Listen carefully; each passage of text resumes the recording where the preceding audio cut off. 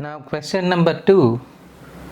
They have given that a tree breaks due to storm and the broken part bends so that the top of the tree touches the ground, making an angle 30 degree with the base.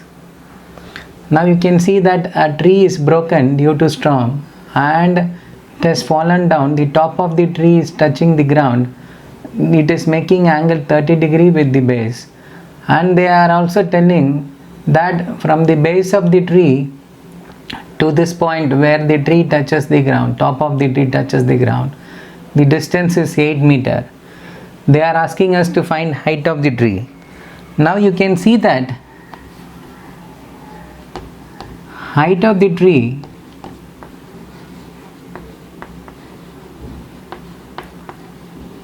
is equal to half of the tree part is here and the remaining half is there. So it is going to be h1 plus h2. So we have to find both h1 and h2. When you add both the answers, you will get the height of the tree. We will find one by one. First, we are going to find h1.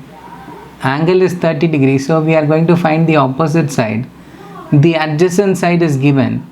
So when we are relating opposite side and adjacent side, immediately we know that it is tan theta, because tan theta only relates opposite side and adjacent side. We have tan theta is equal to opposite side by adjacent side. Substituting the values, we will have tan 30 degree equal to opposite side, which is AB, by adjacent side, which is BC. Now tan 30 degree value is 1 by root 3 equal to AB value is what we have to find out. It is h1 by BC value is 8. Now taking this 8 to the other side, we are going to have 8 by root 3 equal to h1. Keep this as your answer 1. Now we have found h1 is equal to 8 by root 3. We will find h2 now. When you are considering h2, we are going to relate, this is your adjacent side is given. So we are going to relate the adjacent side and the hypotenuse. This is hypotenuse because it is opposite to that angle 90 degree. So we are going to relate the side which is adjacent to that angle, this adjacent side and the hypotenuse. Then we know that now we are going to use cos theta, because cos theta gives the relationship between adjacent side and the hypotenuse side. Substituting the values, we will have cos angle is 30 degree, adjacent side here is BC, hypotenuse side is AC. You know that cos 30 degree is root 3 by 2. So we will have root 3 by 2 equal to BC, that is 8, divided by AC, which is h2. Now take h2 to that side and bring the numbers to this side. Then you will have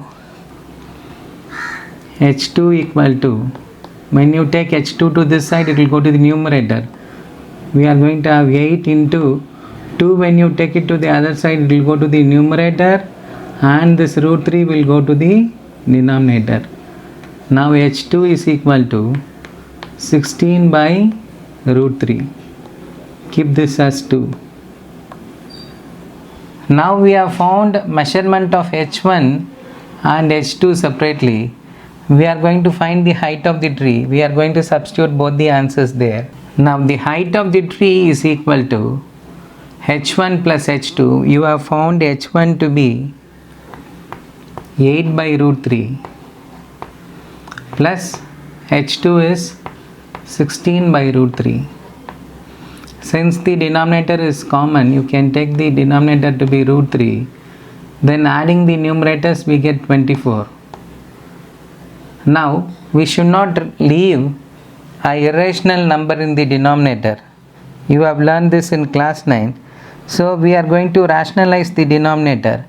To rationalize the denominator, we are going to multiply and divide by root 3. We have 24 by root 3. We are going to multiply and divide by root 3. That will give you 24 root 3 divided by root 3 into root 3 is root of 9, that is nothing but 3. When you cancel, 1 3 is 3, 8 3s are 24. So the final answer is going to be 8 root 3. Now we have found the total height of the tree. Total height of the tree is equal to, it is 8 root 3 meter.